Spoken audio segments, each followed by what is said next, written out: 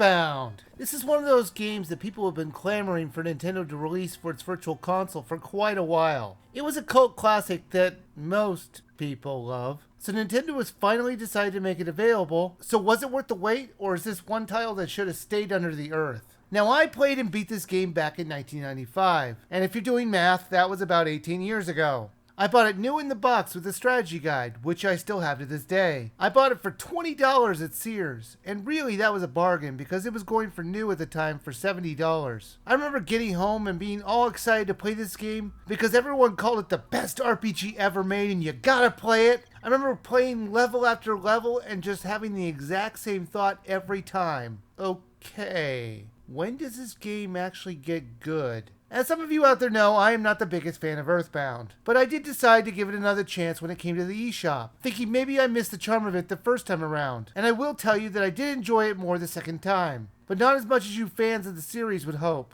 The story is about insert name here. Yes, it lets you name your characters, and your dog, and your favorite food. Anyways, Ness as I called him, since that's the most standard name for him, finds a meteorite has fallen from the heavens, and a bee comes and tells him that an evil is going to be taking over the world, and it's up to him and his friends to stop him. Why him? Because the bee says so. And personally, if a bee ever started talking to me, I would take him seriously as well. So you and eventually your friends head off and find the special spots to take possession of in each of the towns you come across, until you find all the spots and save the world. Yes, it's a very basic storyline, and that was very odd. You'd think they would come up with something a little more creative. This was not made in the NES era, where the basic storylines were common. Look at the games that were out at the time. Final Fantasy II, Final Fantasy III, Chrono Trigger, Lunar, and the list goes on. If anything, the quest felt like a Zelda storyline, where it's go to X place to get that special object. The whole gimmick of the game is that it's taking place in the real world.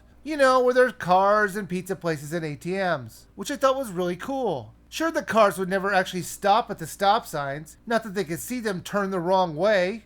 And there were way more people in most of the towns than houses to hold them. But if you could get past those things, then it was a great concept. Now, the one thing this game was full of was funny dialogue, and I love that.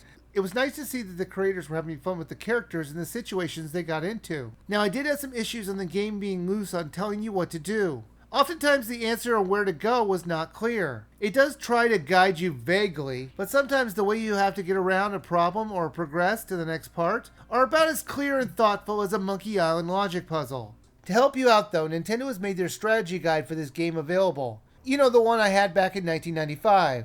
They have it in PDF form for free. And if you want to take a look at it, I'll put a link to it in the information section of this video. But that was pretty nice of them to do that. There were some real moments of brilliance in the game. Like, for example, when you had two of your characters trapped and you had to use a new character who lived far away to find them and save them. And I really like some of the clever stuff that happened way later in the game. But the problem is getting there. The first few parts of this title are very bland and dull. There is no real hook to this game until you're way into it. And even then, I never had the, I must play this to the end because it's so great feeling. I had more of a, I already got this far, I might as well finish it feeling. The battles in this title were turn-based, which I liked. Plus you can see all the enemies on the screen before they attack, so that always makes it better. The battle style system is the one where the bad guys' pictures are in the front, kind of like Dragon's Quest. I like the turning HP counter. It made it so you can get off attacks when you are about to die, even though you should be dead already, because it hadn't finished rolling down to zero.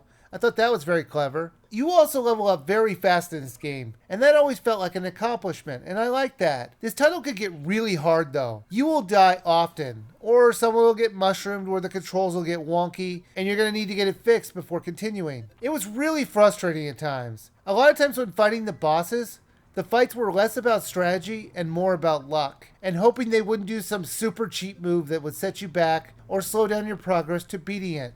However, this being a WiiU Eshop game makes it so much easier because you can save and restore at any point. This makes it much less frustrating than it would have been if you had to play the game only using the save points they give you normally in the game. That being said, you're going to need to grind and fight a lot of enemies to keep up your levels to stay alive. It's not that bad when it comes to grinding your characters for the appropriate levels, but you do need to stay ahead of the curve in order to keep yourself from losing all the time. Earthbound for the WiiU Eshop was okay. I didn't find it to be the fantastic RPG everyone said it was. If anything, I found it underwhelming overall. But I still recommend you download it, and here's why. While I may not have loved it, I thought it was okay. It did start to grow on me a little, as it kept my interest enough to keep playing. When it comes to RPGs, I give them a lot of leeway, because the RPGs I may not like are the ones you may find fantastic. The title is $9.99, and while that's $2 more than any of the other usual titles for the same system, it's still worth the money to at least give this quirky little RPG a chance. It has a decent battle system, amusing dialogue, and it's a cult classic that I'm sure you've heard of, but probably never played.